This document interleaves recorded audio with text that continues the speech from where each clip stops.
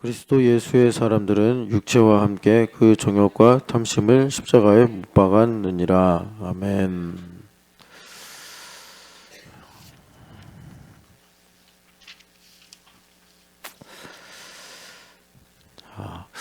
왜 정욕과 탐심을 십자가에 못 박아야 하며, 그리고 정욕과 탐심을 어떻게 십자가에 못 박는가, 이것을 우리가 오늘 새벽에 좀 집중해서 보겠습니다. 그러니까 정욕과 탐심을 왜 십자가에 못 박아야 하냐면, 우리가 읽지 않았지만 25절에 성령으로 행하기 위해서입니다. 그래서 성령으로 행한다. 그 위에 16절 보면은 명령하시잖아요. 성령을 따라 행하라. 그런데 성령을 따라 행하는데 방해가 되는 것, 걸림돌이 되는 것은 뭐냐면 이 육체의 욕심이다. 그걸 24절에 정욕과 탐심이다라고 말씀합니다. 그러니까 우리가 뭐 여러 가지 근거로 이제 우리가 생각하고 또 기도하고 간구할 수 있겠지만, 영으로 우리가 살아야지, 그러니까 제대로 하나님의 뜻대로 살 수가 있는 시대가 이미 분명히 와 있죠. 영으로 살아야 된다는 거예요. 그런데 17절 보면은 육체의 소욕은 성령을 거스른다. 그러니까 정욕과 탐심을 못 박지 않으면 영으로 사는 것이 어렵다. 직장 생활도 그냥 돈만 벌고 살려면 뭐가 문제겠습니까? 그런데 믿음을 지켜야 하고, 우리 아이들을 가르치는데도 뭐 공부하고 학교만 보내면 되는 거면 뭐가 힘들겠어요. 그런데 그 가운데 이 아이들을 하나님의 자녀로 우리가 또 지키고 양육을 해야 되잖아요.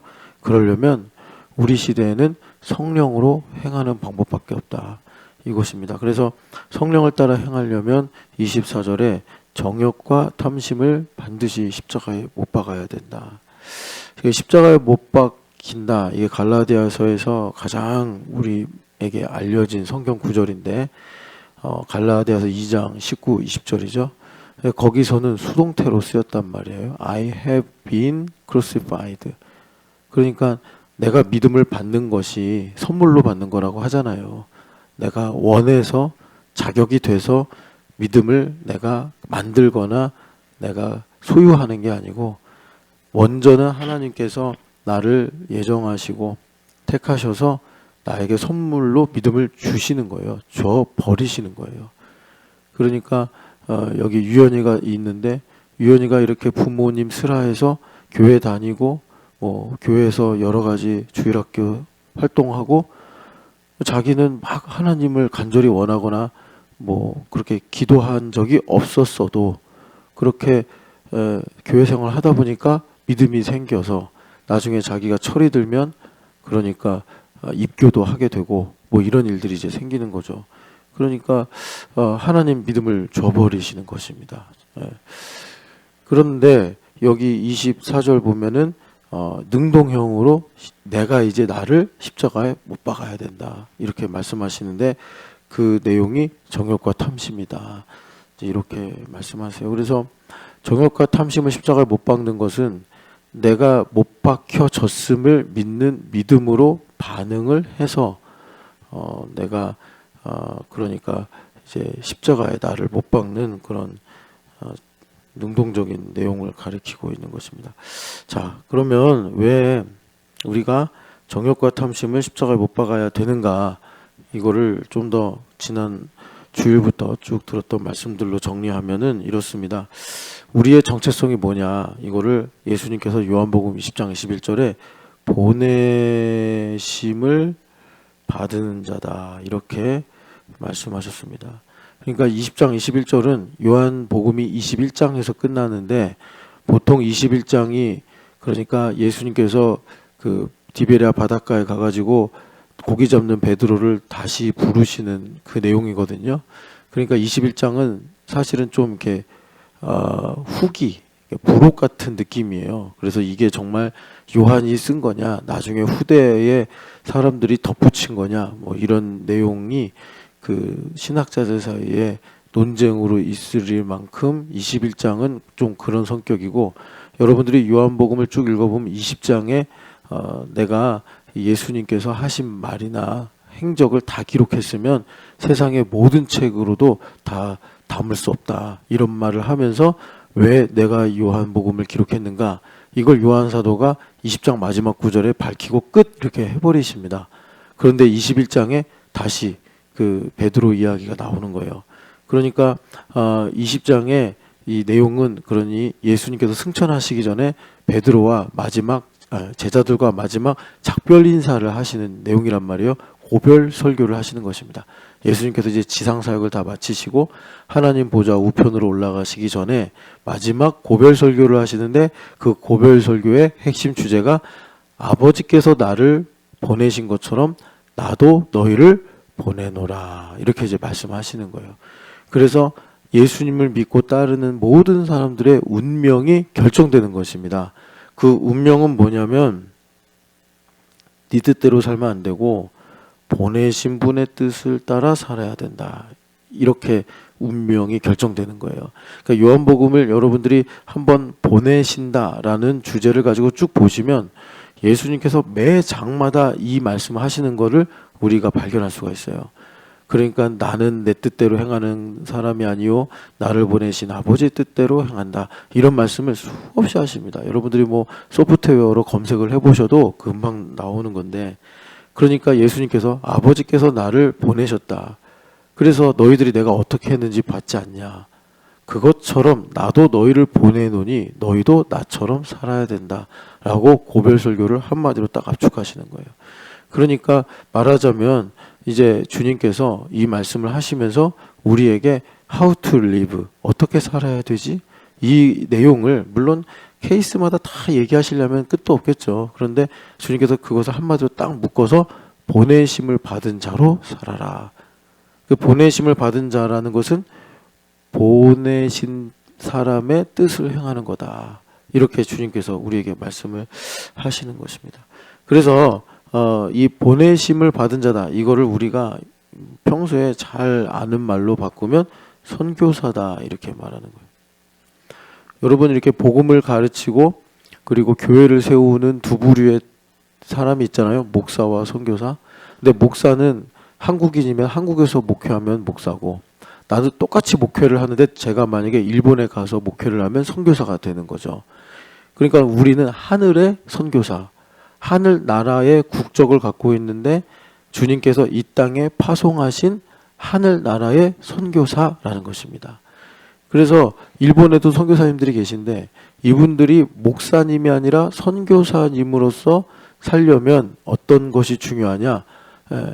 그러니까 한국인의 정체성을 계속 유지해야 되는 거예요. 30년을 살았든 50년을 살았든 일본말을 얼마나 유창하게 하든 간에 이분들이 선교사로서 역할을 하려면 어떻게 하는 것이 중요하냐? 한국인으로서 정체성을 굳건하게 지키는 것입니다. 그러니까 한국인으로서 정체성을 굳건하게 지키면 어떻게 되죠? 일본 생활이 50년이 지나도 불편한 거예요. 아무리 일본말을 잘해도 일본 생활이 힘들고 어려운 거예요. 그러니까 예수님께서 최초의 선교사라고 할 수 있는데, 예수님께서 이 땅에 오셔서 여러분 물론 우리같이 아람어, 거기는 이제 아람어를 썼으니까 아람어를 쓰시고 우리처럼 고기 드시고 밥을 드셨지만 예수님은 하늘을 그리워하시고 하늘의 소망을 두시고 아버지만 의지하시는 하늘의 선교사셨다. 그러니까 우리도 마찬가지라는 것입니다. 우리도 이 땅에 살면서 예수님처럼 선교사로 살아야 된다. 그런데 놀라운 비밀은 뭐냐면, 그러면 예수님께서 하늘의 선교사로 이 땅에 살면서 이 땅의 부적응자로 사셨느냐? 아니라는 거예요. 누구보다도 이 땅에서 아름답고 뭐 충만하고 그리고 이제 아버지께서 보내신 그 뜻을 완전히 온전히 이루신 분으로 사셨더라. 그러니까 여러분, 우리가 예수님의 보혈로 죄 씻음을 받고 예수님의 보혈로 구원받지 않습니까? 그 이유가 뭐죠? 예수님의 보혈에는 흠이 없고 점이 없기 때문이죠. 예수님의 보혈에 흠이 없고 점이 없다는 게 뭡니까? 예수님의 인생이 대충 33년인데 이 33년을 분 단위로 초 단위로 나눠도 버릴 것이 없다라는 거예요.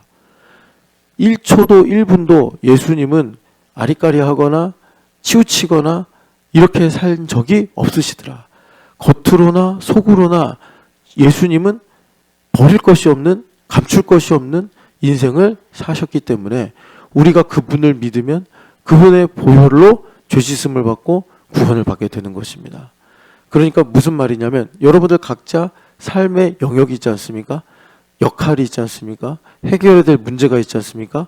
그거를 탁월하게 우리가 후회할 것이 없이, 우리가 흔들림이 없이 살아가기 위해서 어떤 방식으로 살아야 된다고요? 보내심을 입은 자로 살아가야 된다는 거예요. 이게 참 신비요, 또 하나님께서 우리에게 약속하신 축복이라는 것입니다. 우리가 이 땅에 속해서 이 땅의 국적을 갖고 사는 것이 아니라 하늘의 소망을 가지고 하늘의 국적을 가지고 사는데, 이 땅의 사람들이 그 선교사로 살아가는 우리를 보면 저렇게 살고 싶네, 저렇게 나도 인생을 살고 싶다, 이런 이제 생각을 가지게 돼서 하나님께로 인도한다라는 것입니다. 그래서 우리를 주님께서 말하자면 너희도 선교사다라고 말씀하시는 거예요. 그러니까 이 보내심을 받은 자는 자기의 뜻대로 하면 안 돼요. 우리가 보통 뭐 이제 외교관들을 그 뭐 특사 이러잖아요. 뭐 영사, 대사 이렇게 부르잖아요. 이 하여금 사자잖아요. 하여금사가 뭐예요? 자기 마음대로 하면 안 되고 자기에게 위임해서 보낸 사람, 뭐 대통령이라든지 국민이라든지 그런 보냄받은 자로서 살아야 되는 게 이 선교사라는 것입니다. 그러니까 우리는 우리 뜻대로 살면 안 되고 아버지의 뜻대로 살아야 한다. 그러면 주님께서 아니 그렇게 좋은 하늘나라를 놔두고 왜 우리를 이 죄 많은 세상에 보내시느냐. 그러니까 현실적으로 말하면 놔두신 거고, 아니 전지현 집사를 하나님께서 믿음 주시고 구원했단 말이에요. 그럼 그때 데려가면 되시는 거예요. 그 좋은 하늘나라로. 바울사도도 빌립보서에 보면 그 고민하시잖아요. 나도 이 둘 사이에 껴있다. 내가 정말 중심으로 원하는 거는 그리스도께로 가는 건데, 아니 주님께서 나를 이렇게 보내셔서 내가 너희들과 함께 있는 거 아니냐, 이런 말씀 하시는데, 주님께서 왜 우리를 이 땅에 보내시느냐, 그것이 이제 아버지의 뜻 때문인데, 그 모든 아버지의 뜻을 우리가 말하자면 심판이다. 이 심판은 그러니까 뭐 무슨 의미를 갖고 있냐면 하나님의 공의를 세우는 것이 심판이다. 그러니까 잘못하면 우리가 이 심판을 가지고 세상을 염세적으로 죄인들을 정죄하면서 우리가 영성을 가지기가 쉬운데, 예수님은 한 번도 그런 적이 없다. 예수님은 죄인들을 사랑하셨고 그들이 하나님께로 돌아오기를 원하셨고, 그리고 그들에게 사랑을 베푸셨다. 그래서 예수님은 그 바람 때문에 온갖 조롱과 뭐라 그럴까, 의혹과 그 모욕을 당하셨잖아요.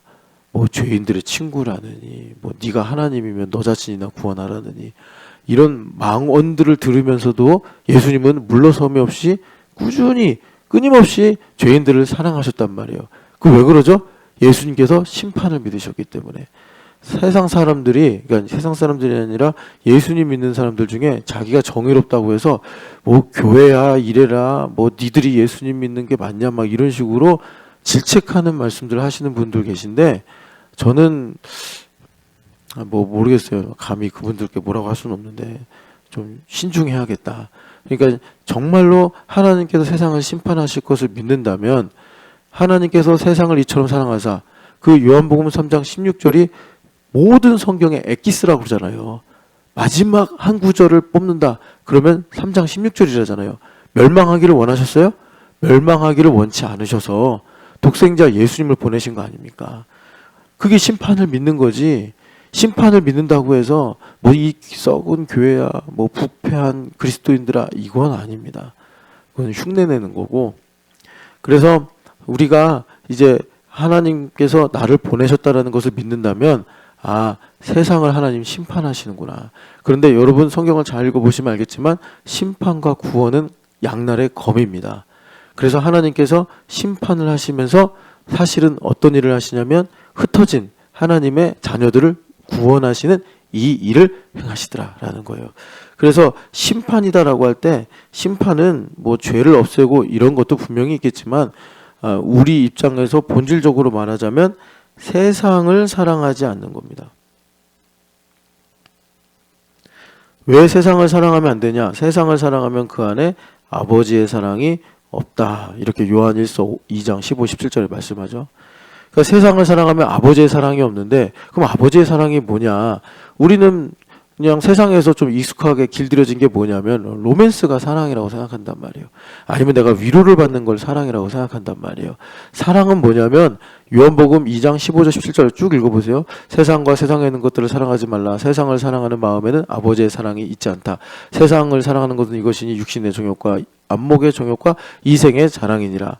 그러면서 하나님 아버지의 뜻을 행하는 자는 영원하리라. 이렇게 말씀이 맺힙니다. 그러니까는 우리가 하나님 아버지의 사랑이 내 마음에 부어진다는 건 뭐냐면 보내심을 받은 자로서 아버지의 뜻이 무엇인지 깨달아 그 뜻을 행하며 살아가는 것이 아버지의 사랑이 내 안에 있는 거예요. 그러니까 이거를 이제 우리가 받는 입장에서 행하는 입장이 아니라 받는 입장에서 생각해 보면은 내가 꼭 원하는 걸 가지는 것만이 아버지의 사랑이 아니라 원하지만 하나님께서 가져가시는 것도 아버지의 사랑이구나. 이거 우리가 성령 하나님께서 가르쳐 주셔서 깨닫는다는 거예요. 그런데 이 부분에서 내가 원하는데도 불구하고 하나님 아버지 가져가셨어요. 그러면 이제 그냥 인지상정으로 보면은 힘들고 어려운 일이니까 우리가 하나님 나 사랑하는 거 맞아요?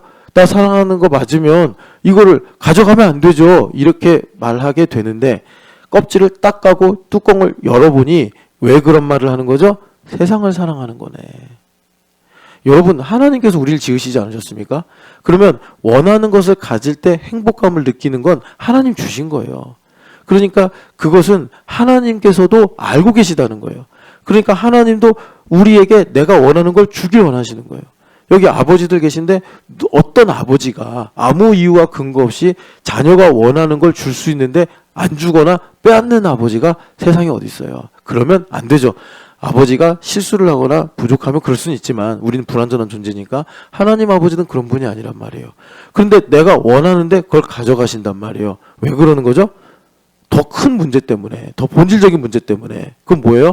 내 안에 세상을 사랑하는 안목의 정욕, 이생의 정욕, 육신의 정욕 이런 게 있으니까 하나님 아버지께서 그걸 가르치시기 위해서 어린 자녀를 초달하시듯이 원하는 걸 아시지만 미루시거나 아니면은 바울 사도처럼 내 은혜가 너에게 족하다 하시면서 육체 가시를 남겨두시는 그런 일들을 하시더라는 것입니다. 그런데 성령 하나님으로 충만하면 그 모든 일들을 우리가 이해할 수 없는 바가 아니더라. 우리가 믿을 수 없는 바가 아니더라라는 것입니다. 그래서 주님께서 우리에게 이제 아버지의 뜻이 뭐냐? 원수마귀를 최후에 심판하시고 공의가 무엇입니까? 하나님 외에 다른 신이 없다는 것입니다. 그러니까 원수마귀가 맨날 자기가 신이라고 주장하는 거예요.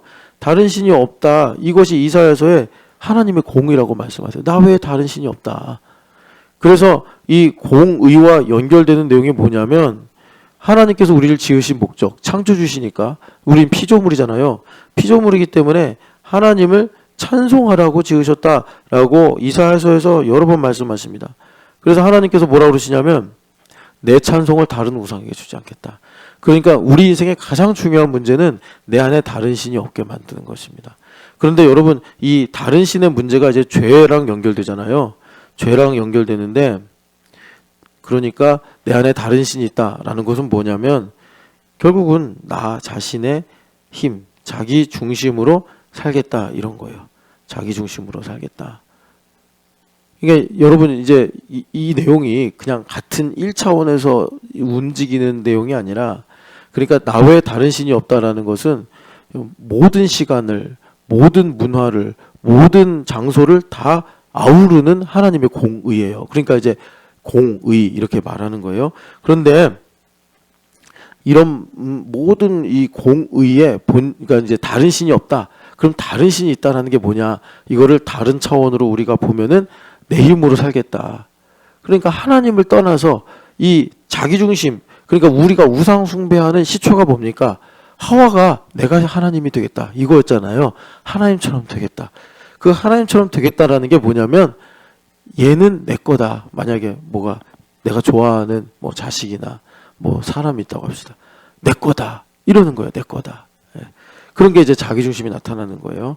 그래서 여기 이제 우리가 24절 말씀 보면은 우리 예수 그리스도의 사람들은 육체와 함께 그 정욕과 탐심을 십자가에 못 박았느니라. 그래서 이 자기중심의 문제를 정욕과 탐심이다 이렇게 말씀해요.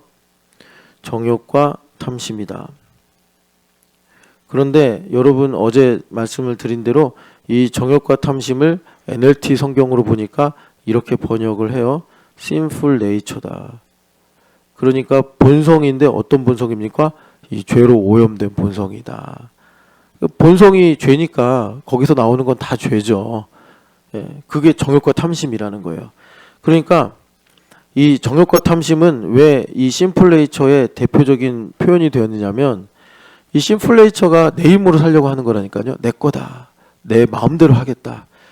근데 그게 왜 그런 거냐면 이제 하나님을 떠나면서 이게 나온 거잖아요. 하나님 만드신 게 아니라 여기 이제 이 전등을 꺼버리면 어둠이 오듯이 하나님을 떠나버리니까 내 마음에 하나님의 빈 공간, 무엇으로도 채울 수 없는 하나님의 빈 공간이 생겨버린 거예요.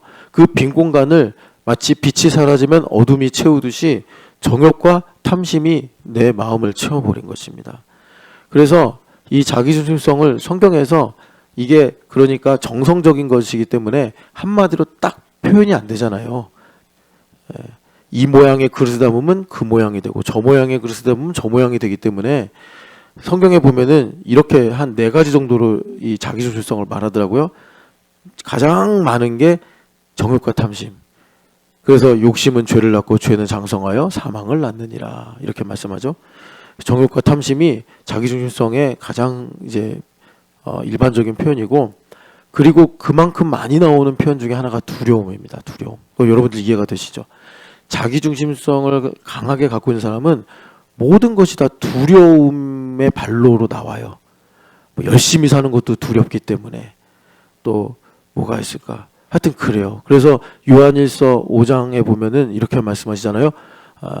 온전한 사랑은 두려움을 내쫓는다. 그러니까 우리의 모든 행동과 생각의 뿌리가 하나님 아버지의 사랑이 되어야 되는데, 그렇지 않으면 두려움 때문에 내가 열심히 목회하고, 두려움 때문에 내가 누구에게 잘해주려고 그러고, 뭐 이제 이런 식이 된다는 것입니다. 그런 것이 다 내 힘으로 살려고 하는 이 죄성에서 나오는 것이다. 그리고 이제 이런 내용을 또 다르게 표현하는 것 중에 하나가 완악함입니다.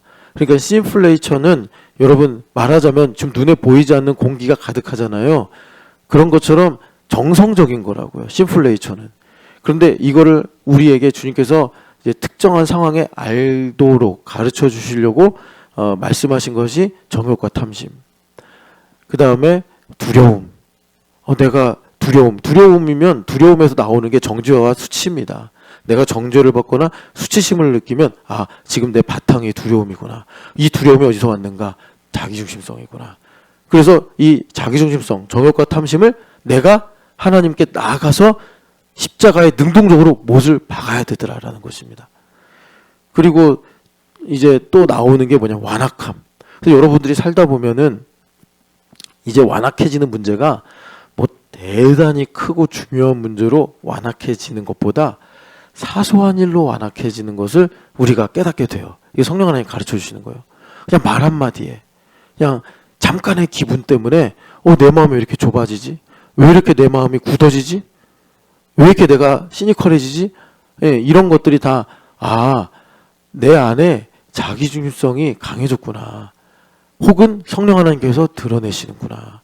그래서 우리 교회는 말씀을 사실로 믿는 교회인데, 말씀을 사실로 믿는 교회이기 때문에 이런 모든 일들이 현상적으로 나올 때 어떻게 해야 돼요? 제일 먼저 하나님 아버지께로 가야 된단 말이에요. 그래서 하나님의 보좌로 가서 때를 따라 돕는 은혜를 입어서 어떻게 하자는 거예요? 그 자기중심성을, 정욕과 탐심을 십자가에 못 박아야 된다. 못 박아야 된다. 그래야 하나님께서 나의 삶에 분명한 줄로 지어진 구역을 이제 통치하시고 다스리신다. 이제 완악함하고 거의 동의어로 사용돼요. 뭐 사무엘 선지자도 그랬고 예레미야 선지자도 그랬는데, 완악함과 동일한 그 내용으로 쓰이는 거의 동의어예요. 성경에 보면 그게 뭡니까? 우상숭배. 우상숭배. 이제 우상 숭배는 오늘날 여러분들이 무슨 뭐 아세라나 바알신 앞에 가서 절을 하고 그런 식으로 안 나타나죠. 그 그리스 신화에 나오는 것처럼 나르시시즘처럼 나옵니다. 나르시시즘. 그러니까 나를 사랑하는 자기 연민을 말하자면 이제 뭐 예시입니다.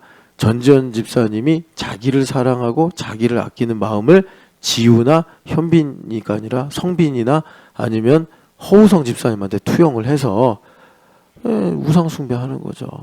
현대인들은 그렇게 가요. 왜냐하면 이제 물리학이 발전되면서 계몽이 됐고 그리고 뭐 이제 지식이 많아졌기 때문에 그런 형식으로 우상 숭배가 나오는 거죠.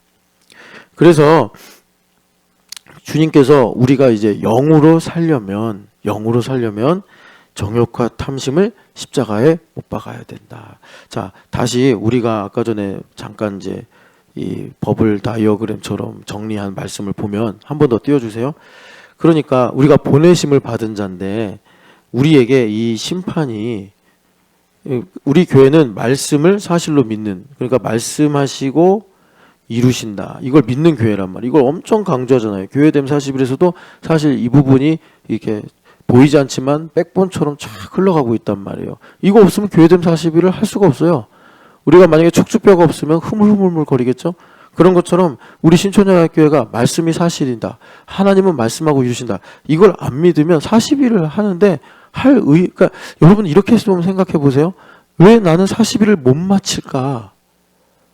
이 문제. 말씀이 사실이라고 믿는 것이 안 믿는 건 아닌데 제가 한 어제 그제 이 문제 나눴잖아요. 내 삶의 캐파만큼 믿음이 채우지 못하는 거예요. 성령 충만하면 이제 제 인생의 캐파를 가장 쉬운 걸로 47살이란 말이에요. 그러면 47년치 믿음이 최소한 차 있어야 돼. 그래야지 삶의 무게를 감당해. 삶의 도전들이 있잖아요.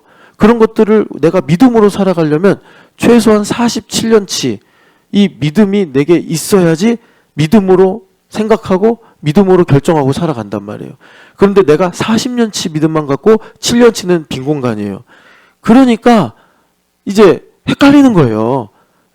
하나님 뜻인가? 내 뜻인가? 막 이렇게 헷갈리고 넘어지고 또 원수마귀한테 속고 이런 일들이 생기는 것입니다. 그래서 여러분 성령 하나님으로 충만해서 하나님께서 내게 주신 캐파 이상으로 우리가 믿음을 가져야지 나의 삶을 의인은 오직 믿음으로 말미암아 살리라. 이 하나님의 대명령이 약속이 우리에게 복되게 이루어진다라는 것입니다. 그래서 말씀하고 이루신다라는 것을 우리가 믿을 때 주님께서 보내심을 받은 자다라는 정체성을 우리에게 지금 보고 말씀하신단 말이에요. 그 내용이 뭐냐? 하나님은 심판하고 계시는구나. 지금도 세상을 심판하고 계시는구나. 그래서 여러분 지금 찾진 않겠지만 요한복음 16장 보면 성령 하나님 오셔서 뭘 하신다고 그러죠? 심판하신다고 그러잖아요. 우리에게 죄가 무엇인지를 가르쳐 주시고 그리고 우리에게 세상의 왕이 쫓겨난 걸 심판받은 것을 또 가르쳐 주시고 그 중간에 하나가 갑자기 기억이 안 나네. 의가 무엇인지를 가르치신다고 그랬나? 죄송합니다. 찾아봅시다. 요한복음 16장 보면 금방 나오니까.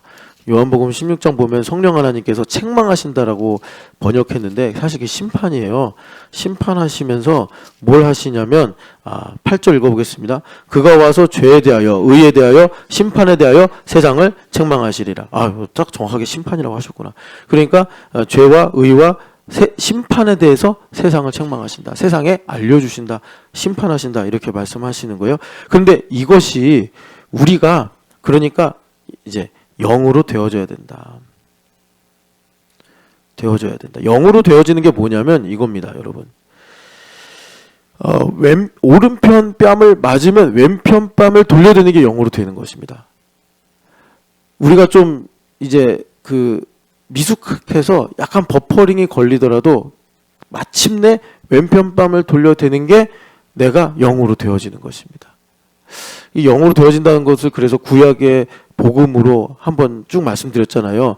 유연이 같이 어린아이가 그냥 부모님 손잡고 절기 지키고 제사하고 말씀 배우고 그러다 보니까 유연이라는 아이가 30살이 됐을 때 그냥 되는 거예요.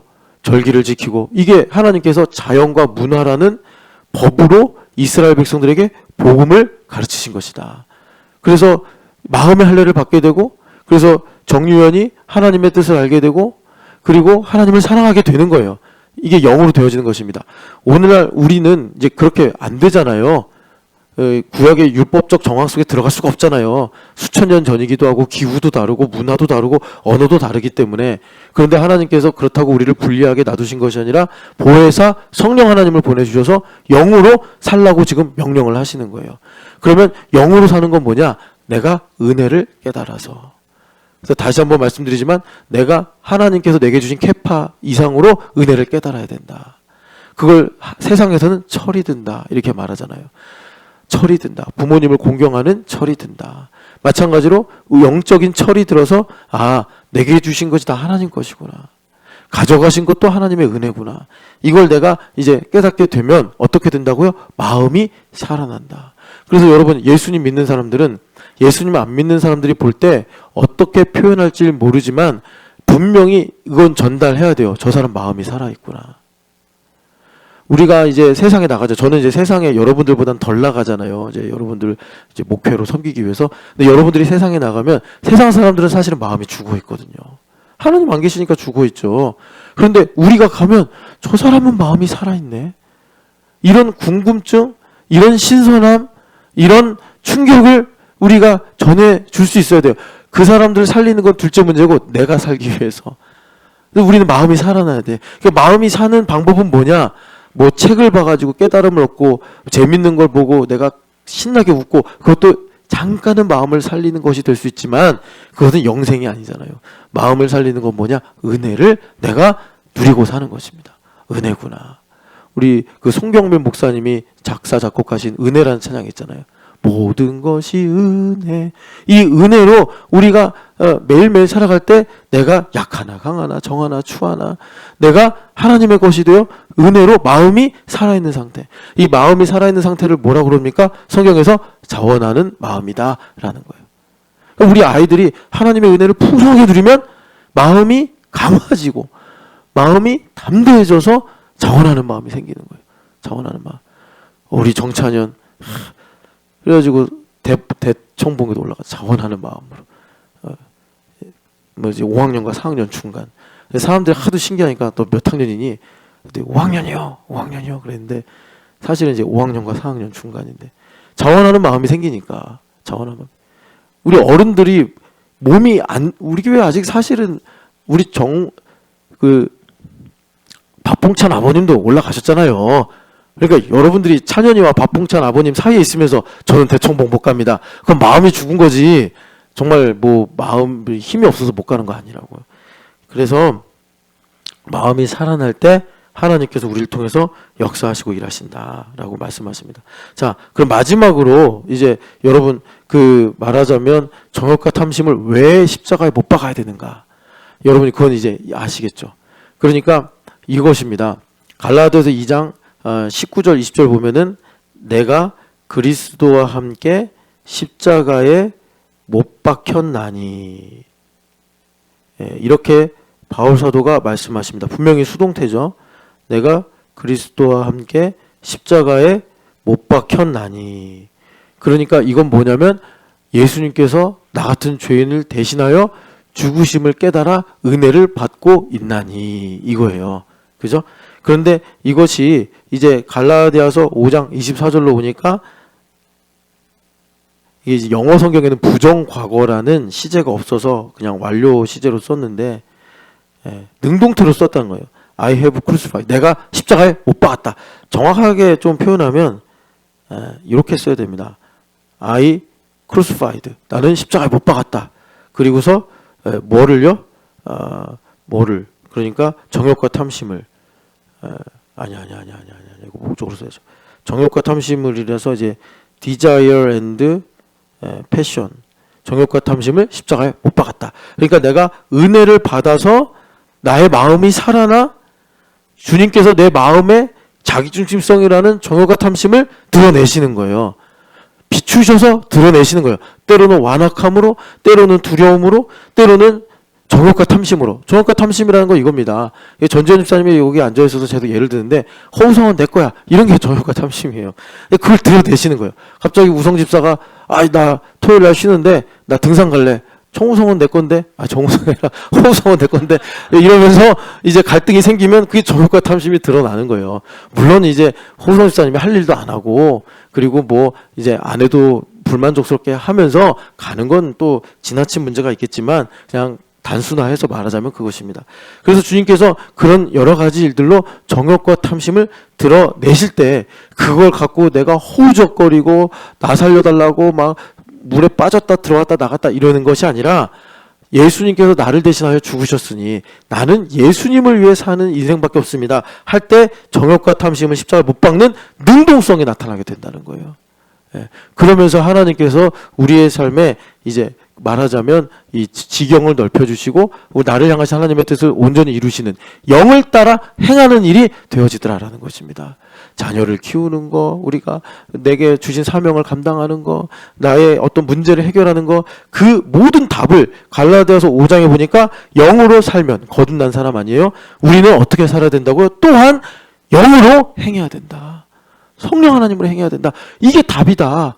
직장에서 우리가 아이들 가르치면서 내 인생에 여러 가지 뭐 가족 구원이라든지 또 내가 사업을 하는 문제라든지 다 뭐로 하라고요? 영으로 하라고, 영으로. 그래서 우리 교회 한 영도 있는 거야. 한 영. 영으로 행하라고. 영으로 행하시기를 축복합니다. 그런데 자, 그럼 이걸 어떻게 못 박느냐? 이게 문제인데 어떻게 못 박냐면 자, 여러분 이 심플레이처는 정성적인 문제예요. 공기 안 보이잖아요. 근데 공기를 볼 수 있는 방법이 있습니다. 어떻게 하면 보이죠? 풍선을 하나 사요. 풍선에 있는 힘대로 후 불면 그 풍선이 쭈글쭈글 했었는데 빵빵해지죠. 그 빵빵한 풍선이 공기를 보는 거예요. 여기에 내 숨이 들어가서 공기가 빵빵하구나. 그동안은 내가 공기의 무게도 못 느끼고 공기를 뭐 이렇게 휘젓는다고 뭐 촉감이 옵니까? 그런데 풍선을 신나게 불면 여기 이렇게 불어오르면서 공기가 있구나. 이걸 우리가 보는 거예요. 이런 걸 뭐라고 그러죠? 정량화했다. 이렇게 말하는 거예요. 그러니까 하나님께서 우리의 삶에 이 심플레이처를 성령 하나님께서 아까 오셔가지고 죄에 대하여 의에 대하여 심판에 대하여 책망하시리라. 우리에게는 가르쳐 주시리라. 그래서 정량화해서 가르쳐 주신다는 거예요. 어떨 때는 돈의 문제로, 어떨 때는 사람과 사람 사이의 시비의 문제로, 어떨 때는 어떤 안건에 대한 판단, 선택의 문제로 하나님께서 나에게 정욕과 탐심의 문제를 드러내셔서 정량적으로 말씀하실 때 그것을 가지고 우리가 십자가에 못 박아버리면 주님께서 나의 삶에 영으로 살아가는 일들을 행하게 되는 일들을 이루어 주시더라라는 것입니다. 여러분 레위기 19장을 한번 보시면 레위기 19장 보시면 여러분들이 좀 더 거룩을 풍성하게 볼 수 있는데 19장 2절 말씀 읽어보겠습니다. 너는 이스라엘 자손의 온 회중에게 말하여 이르라. 너희는 거룩하라. 이는 나 여호와 너희 하나님이 거룩함이니라. 아멘. 이 말씀과 똑같은 말씀 있죠. 11장 45절 레위기의 가장 큰 봉우리. 나는 내가 거룩하니 너희도 거룩하라. 그런데 같은 말씀인데 뭐만 다르냐면 순서만 다릅니다. 그러니까 11장 45절은 하나님의 약속이자 명령이에요. 연역적으로 주신 거예요. 나는 거룩하니 너희도 거룩해. 이 말씀 믿으면 거룩해지는 거예요. 연역적으로.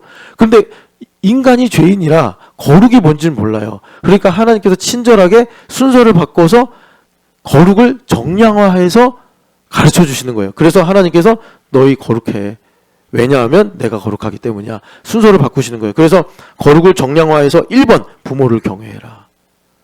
부모를 경외하는 게 거룩이요. 주님께서 거룩을 모르니까 그냥 내가 열심히 살고 내가 신나게 살면 그런 게 거룩인 줄 우리가 착각하니까 주님께서 거룩을 모르는 우리 죄인들에게 거룩은 이런 거야. 마치 공기를 보지 못하고 만질 수 없는 우리가 풍선을 불어서 이게 공기구나 하면서 공놀이 하면서 공기를 느끼고 우리가 공기를 체감하듯이 주님께서 거룩이라는 걸 정량화 하시는데 부모를 경외하고 공경하고 안식일을 지키고 뭐 이런 식으로 말씀하시는 거예요. 그래서 5절 같은 경우 보면은 화목제물을 드릴 때 기쁘시게 받도록 드리고 무슨 말이에요? 자원하는 마음으로 드리고. 화목제는 명령이 아니에요. 해도 되고 안 해도 되는 건데 너희들이 부담으로 느끼면서 하지 말고 기쁨으로 드려라. 이렇게 말씀하시고 9절 같은 경우는 곡식을 거둘 때 거룩이 뭐냐? 사각지대에 있는 거는 냅둬라. 가난한 사람도 먹어야 되지 않냐. 너가 이삭도 남기지 않고 싹 가져가면은 이웃은 뭘 먹고 사냐. 나그네는 뭘 먹고 사냐. 고아들은 뭘 먹고 사냐. 그냥 이 중앙에 있는 것만 싹 거두고 가장자리에 있는 것 내비둬. 그게 거룩이야 말씀하시는 거예요, 주님께서. 그래서 쭉 주님께서 이제 거룩이 뭐다라는 것을 우리에게 가르쳐 주시는데 마찬가지예요. 우리의 이 심플 네이처, 내 안에 이 끈적이 같은 자기 중심성을 하나님께서 우리에게 날마다 혹은 때마다 주님께서 드러내셔서 나에게 보여주실 때 내가 예수 그리스도로 충만하면 그리스도 예수 안에는 결코 정죄함이 없으니 이걸 가지고 내가 능동적으로 십자가에 나가서 못 박아 버리더라라는 것입니다. 내가 하나님께 하나님 내가 이 부분에 시비가 있습니다. 이 시비가 있는 걸 보니 내가 내 마음에 완악함이 있네요. 내 마음이 굳어질 이유가 없는데 내 마음이 좁아지고 있습니다. 예수 그리스도의 이름으로 십자가에 못 박습니다. 하면 주님께서 이것을 오케이 받아주시고 그리고 나의 삶의 지경을 넓혀주시고 하나님의 뜻이 이루어지도록 성령으로 행하는 이런 일들을 이루어 주시더라라는 것입니다. 자, 그럼 마지막입니다, 여러분. 마지막인데 그러면 이렇게 하나님께서 정욕과 탐심, sinful nature를 십자가에 못 박는 이것의 끝판왕을 정량화해서 가르쳐주신 그 내용이 뭐겠느냐. 여러분 그건요 안식입니다. 안식. 내가 무엇으로 안식하느냐. 그게 말하자면 내가 정욕과 탐심을 십자가에 못 박는 끝판왕이에요. 여러분 일꾼으로서 정말 큰 일을 하신 분이 누구죠? 전무후무한 분이 예수님 빼고 모세잖아요. 모세. 그럼 모세의 그 저력이 어떻게 나타났냐? 우리도 기왕 살려면 그만큼 충만한 능력으로 살면 좋잖아요. 영으로. 그럼 모세가 그 비밀이 어디 있었느냐? 그게 시편 91편이에요. 전능자의 그의 은혜에 거하며 지존자의 은밀한 곳에 거하는 자여. 그리고 2절에 뭐라 그러죠? 주는 나의 피난처십니다. 하나님께서 나의 피난처가 되시는 거. 우리 형제들이 야근하고 뭐 보니까 신영기 집사님도 지금 뭐 회사에서 만나줘서 막 12시에 들어온다, 1시에 들어온다 그러던데 그러면 12시, 1시에 분당에서 와봐요. 그게 저 독한 거 아닙니까? 독한 거 진짜. 그 집에 오면 제정신이겠어요. 막 뇌는 막 산산조각이 날 것 같고 다리는 막 여기 이제 막 다 쪼개진 것 같고 막 이럴 거 아니에요. 막 어깨는 막 짓눌리는 것 같고. 근데 어떡하겠어요. 그 집에서 빨대 딱 꽂고 신영기 집사님 좀 쪽쪽 빨아먹고 있는데 그래가지고 얼마 전에 보니까 인센티브 주면서 너 퇴사하면 안 돼. 조건을 딱 걸었대요. 노예계약까지 맺었대요. 인센티브 받으면서. 불쌍해요 이제. 이제 퇴사하려면 다 인센티브 토해내야 된대. 불쌍한 사람이. 그럴 때 주는 나의 피난처십니다. 이게 정욕과 탐심을 십자가에 못 박는 끝판왕입니다. 내가 정말 너무나 마음이 고단하고 지쳐서 정말 의지할 데가 없을 때 모세 선생님처럼 전능자의 그늘에 거하며 지존하신 하나님의 은밀한 곳으로 나아가는 피난처 신앙 고백. 이것이 우리가 정욕과 탐심을 십자가에 못 박는 끝판왕입니다. 만약에 여러분들이 어떤 하루에 그런 순간이 온다면 25년 어느 시절에 그런 순간이 온다면 놓치지 마시고 주님은 나의 피난처십니다. 십자가의 정욕과 탐심을 못 박으시고 안식하시기를 축복합니다. 그러면 대단한 일이 마침내 이루어질 것입니다. 사랑하는 하나님 아버지, 우리 신촌연합교회 정욕과 탐심을 십자가에 못 박으라 영으로 살게 하실 줄 믿습니다. 하나님 아버지, 우리를 붙잡아 주셔서 반석 위에 세워 주시옵소서. 우리 형제자매, 어린이, 우리 할아버지, 할머니 모든 공동체원들이 하나님 주님 안에서 안식을 누리며 영으로 살아가는 신령한 주의 종들 되게 하여 주시옵소서. 그래서 하나님 예수님처럼 물 위도 걸으시고 하나님 5,000명도 먹이시고 하나님 지금도 귀신을 이기시는, 쫓아내시는 그 놀라운 권세가 나타나는 우리 신령한 현실주의자 되게 하여 주시옵소서. 부활하신 예수님의 이름으로 기도드립니다. 아멘.